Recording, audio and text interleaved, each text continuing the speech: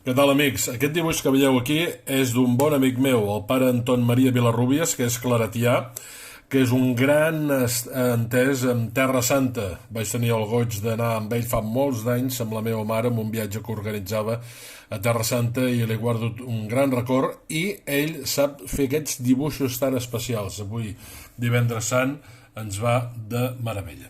Bé, divendres sant, avui us vull parlar de la Mare de Déu dels Dolors, perquè tot i que la festa de la Mare de Déu dels Dolors se celebra el divendres abans de Diumenge de Rams, avui és quan realment la Mare de Déu pateix. Fixeu-vos aquest dibuix, aquest plafó de ceràmica, aquesta majòlica tan maca.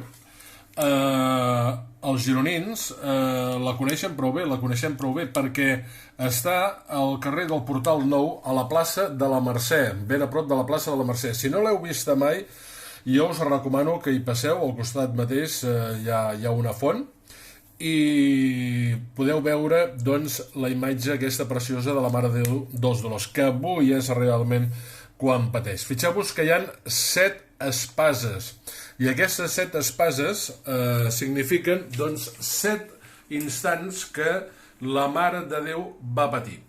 Són els instants següents: la profecia de Simeó, la fugida d'Egipte, el nen perdut, quan va perdre el nen, el carrer de l'amargura, la crucifixió, el davallament i la sepultura. La profecia de Simeó està explicada en l'Evangeli, que diu, doncs, que quan la Mare de Déu i Sant Josep van anar a ensenyar el nen en el temple, Simeó, que era un dels sacerdots, li va dir, doncs, que la Mare de Déu Maria patiria una espasa. Bé, és una profecia, i aquí tenim aquesta explicació que us he fet, doncs, perquè la Mare de Déu dels Dolors té 7 espases. Bé, i la gran pregunta, no? A quina hora va morir Jesucrist? A quina hora va morir Jesús? Doncs els evangelis ens ho diuen, i ens ho diu concretament l'Evangeli de Mateu. El trobem en l'Evangeli de Mateu, que ens diu: des del migdia fins a les 3 de la tarda es va estendre una foscor per tota la terra, i cap a les 3 de la tarda Jesús va exclamar amb tota aquesta força: Déu meu, per què m'has abandonat? Bé, en primer lloc cal dir que la frase Déu meu, per què m'has abandonat és la primera frase d'un salm, perquè penseu que els jueus resaven salms que es troben a l'Antic Testament, i un d'aquests salms, que és el 22, comença així: Déu meu, per què m'has abandonat? I una altra cosa divertida: a les 3 de la tarda, els llatins la coneixien com l'hora nona.